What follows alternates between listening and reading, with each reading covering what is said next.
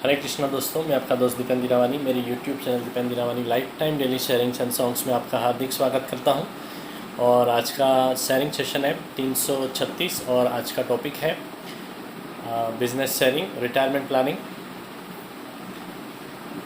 उसमें dangerous assumption है for not doing retirement planning.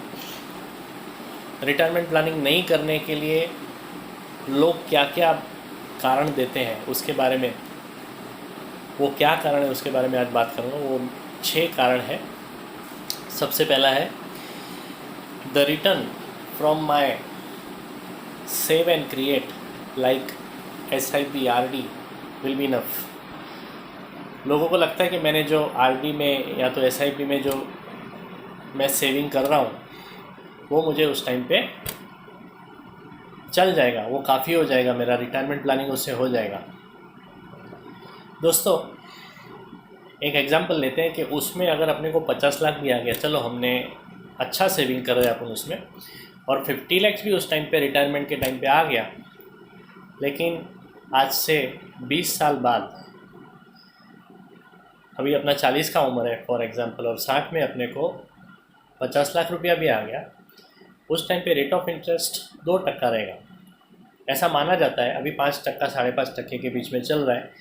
10 साल में 3.5% तक जाएगा और 20 सालों में 2% तक चला जाएगा रेट ऑफ इंटरेस्ट। 50 लाख का सबसे पहले तो उस पर टैक्स कट जाएगा, 30% टैक्स स्लैब है, 15 लाख तो उसमें ही चला गया, हाथ में आएगा 35 लाख। 35 लाख का 2%, 70,000 साल का, महीने का कितना, 6,000 से भी नीचे होता है। अपनी रिक्वायरमेंट उस टाइम पे 40-50 हज़ार मंथली कम से कम रहेगी 2 जन के लिए, कम से कम बोल रहा हूँ, और हाथ में खाली 6,000 रुपया आ रहा है, चलेगा क्या? और अपन मानते हैं कि अपना RD SIP जो चल रहा है ना वो मेरे को काफ़ी हो जाएगा। ये बड़ी गलतफहमी होती है कि अपना काफ़ी हो जाएगा, मगर उसके लिए प्रॉपर फाइनेंशियल कंसल्टेंट के साथ यानी कि मेरे साथ आप बैठिए और फिर मैं आपको बताऊंगा, और फिर आप डिसाइड कीजिए। डिसाइड तो आपको करना है, भरना आपको है, मैं तो खाली सजेशन दे सकता हूँ। दूसरा रीज़न रिटायरमेंट प्लानिंग अभी क्यों करने की ज़रूरत नहीं है, वो दूसरा रीज़न ये है कि I will not leave long, मैं ज़्यादा जीऊँगा ही नहीं। ऐसा भी लोग बोलते हैं कि 60 मैक्सिमम हो गया, उसके बाद नहीं जिएंगे। दोस्तों अपने हाथ में है क्या? हो सकता है अपन आज रात को चले जावे, और हो सकता है अपन 100 साल तक जिए, 80 साल, 90 साल तक जिए। एक जो मैंने एक सेशन लिया था उसमें मैंने यही बात की थी कि लॉन्जिविटी बढ़ रही है इंडियन पर्सन की। 1970 में 48 था, 1980 में वो हो गया 51, 1990 में हो गया 56, 2000 में हो गया 62, 2000 में हो गया, 2010 में हो गया 66, और 2020 में हो गया 72 average age of the Indian person. और प्रेडिक्शन ये है कि 2030 तक 85 हो जाएगा इंडियन आदमी का या तो लेडी का एवरेज एज, 85 बाय 2030 ऐसा माना जाता है। हम कैसे बोल सकते हैं कि अपना ज़िंदगी नहीं है? हमारे हाथ में नहीं है दोस्तों। तो ज़िंदगी ज़्यादा होगी, देखो नहीं रहेंगे कोई टेंशन नहीं है, मगर रहेंगे तो उसके लिए अपने को बंदोबस्त करना चाहिए। तो दूसरा एजम्पशन है कि मैं ज़्यादा जीऊँगा नहीं, उसमें भी कोई दम नहीं है। तीसरा है इनहेरिटेंस ऑफ प्रॉपर्टी। मेरे बाप दादा की जो जायदाद है, जो प्रॉपर्टी है, वो मुझे मिल जाएगी, मुझे क्या ज़रूरत है रिटायरमेंट प्लानिंग करने की? दोस्तों ये कहना बहुत आसान है, इसके लिए प्रॉपर अगर विल है, क्लियर कट विल में लिखा है, वो अपने को मिल रहा है, अच्छी बात है। अदरवाइज़ ये प्रॉपर्टी के मामले में बहुत सारे हकदार खड़े हो जाते हैं जब भी ऐसी सिचुएशन आती है तभी, और फिर वो केस कोर्ट में चला जाता है और उसमें ना अपनों को ना हमें मिलती है ना औरों को मिलती है, और वो केस चलते रहता है। तो ये भी कहना बड़ा डिफ़िकल्ट है कि वो प्रॉपर्टी हमें ही मिलेगी। चौथा रीज़न ये है कि आई विल कीप वर्किंग, मैं काम करते रहूँगा। दोस्तों ये भी अपने हाथ में नहीं है कि अपन कितना साल तक काम कर सकते हैं। 60 के बाद, 65 के बाद, 70 तक कब तक काम करेंगे अपने को पता नहीं है। अपना बॉडी जब तक साथ देगा तब तक काम करेंगे। और दूसरी बात ये भी है कि काम करते रहे, उसमें कोई दो राय नहीं है, काम तो करना ही चाहिए, बॉडी फिट रहता है। तो काम करते रहेंगे मगर कंपलसरी काम नहीं होना चाहिए। अपने शौक़ से, अपना टाइम पास के लिए, अपनी एक्टिविटी के लिए काम करें, ना ही पैसा कमाने के लिए। उस टाइम पे पैसा कमाने का कोई कारण नहीं होना चाहिए। पैसा तो हम कमा के ही रखना चाहिए जब तक अपन 60 में आते हैं तब तक। नहीं भी करें तो भी अपने को एक पैसिव इनकम आते रहना चाहिए। तो ये कारण भी गलत है कि मैं काम करते रहूँगा, मुझे रिटायरमेंट प्लानिंग की ज़रूरत नहीं है। 5वां रीज़न ये है कि my saving will be enough to take care of inflation.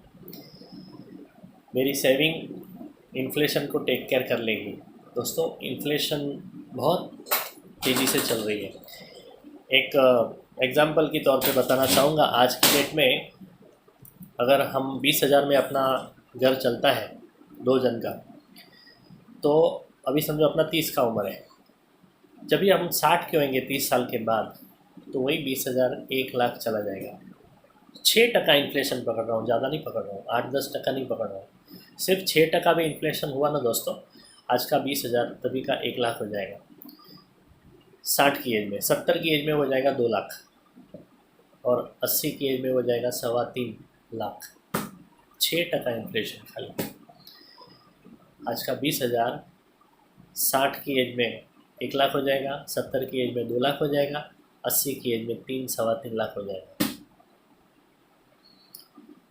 दोस्तों, तो इसके लिए एक प्रॉपर रिटायरमेंट प्लानिंग होना ज़रूरी है।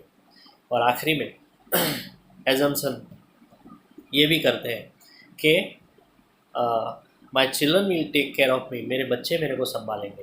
दोस्तों, अपने संस्कार है, बच्चे संभालते हैं और संभालने भी चाहिए, मगर गारंटी है क्या? हमने reasons for doing retirement planning में हमने देखा था कि आजकल फैमिली, जो जॉइंट फैमिली स्ट्रक्चर है, वो कम होते जाता है। वो हमने देखा था। बच्चे लोग पढ़ाई करके उनको अच्छा जॉब मिल जाता है आउट ऑफ बॉम्बे या आउट ऑफ इंडिया, वो चले जाते हैं और फिर वो वहाँ पे ही सेट हो जाते हैं। तो उस सिचुएशन में माँ बाप वहाँ पे एडजस्ट नहीं हो जाते, मीन्स एडजस्ट नहीं हो पाते जब जहाँ पे बच्चे जाते हैं। तो उस सिचुएशन में बेटा चाहते हुए भी माँ बाप के साथ में नहीं रह सकता। तो ये एक रीज़न जो है कि my children will take care of me, तो वहाँ पे थोड़ा सा इश्यू आता है। और दूसरी बात ये भी है कि बच्चे की उतनी अच्छी सिचुएशन है क्योंकि उसकी भी फैमिली है, उसकी भी बीवी बच्चे हैं, तो उसके पास इतना है कि हमें भी संभाल लेंगे। ज़रूरी नहीं है दोस्तों। तो क्यों हमें बोझा बन के जीना अपने बच्चों पे? क्यों हमें अपना ही प्लानिंग नहीं करना चाहिए? तो उसके लिए देखो, बच्चा संभालता है बोनस है, मगर हमारा प्लानिंग हम ही कर लेना चाहिए, उसमें ही समझदारी है। तो दोस्तों, ये जो डेंजरस एजम्पशन है कि मैं ये मेरा है, इसके लिए मुझे रिटायरमेंट प्लानिंग की ज़रूरत नहीं है, तो ये 6 रीज़न्स जो डेंजरस एजम्पशन बोल सकते हैं, तो वो उसमें कोई पॉइंट नहीं है दोस्तों। इसके लिए रिटायरमेंट प्लानिंग ये 6 एजम्पशन को साइड पे रख के कर लेना, उसमें ही समझदारी है। दोस्तों, आज इतना ही।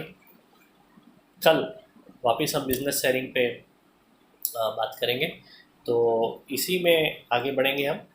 तो तब तक के लिए थैंक यू वेरी मच दोस्तों। ये वीडियो अगर आपको पसंद आया, और हाँ, अगर इसमें से आपको लगता है कि रिटायरमेंट प्लानिंग करना चाहिए, क्योंकि काफ़ी लोगों के यही 6 एजम्पशन होंगे कि रिटायरमेंट प्लानिंग क्यों करना चाहिए, ये 6 एजम्पशन होते हैं।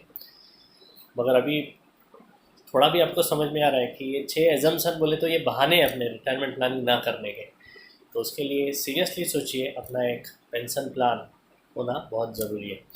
और इसके लिए मुझे कॉल करिए, और एक बार हम फ़ोन पे ही बात कर सकते हैं और मीटिंग भी कर सकते हैं। अभी कोई इश्यू नहीं है, अभी तो सब लॉकडाउन खुल रहा है। सो आइदर ऑन फोन और वी कैन मीट ऑल्सो। सो उसके लिए कॉल करिए और हम मिल के आपका बढ़िया रिटायरमेंट प्लानिंग कर सकते हैं। सो ये वीडियो अगर आपको पसंद आया तो ज़रूर उसे लाइक, कमेंट एंड शेयर करें और मेरे YouTube channel Deependra Hirawani lifetime daily sharings and songs को सब्सक्राइब करें। Thank you very much. Good night. Hare Krishna.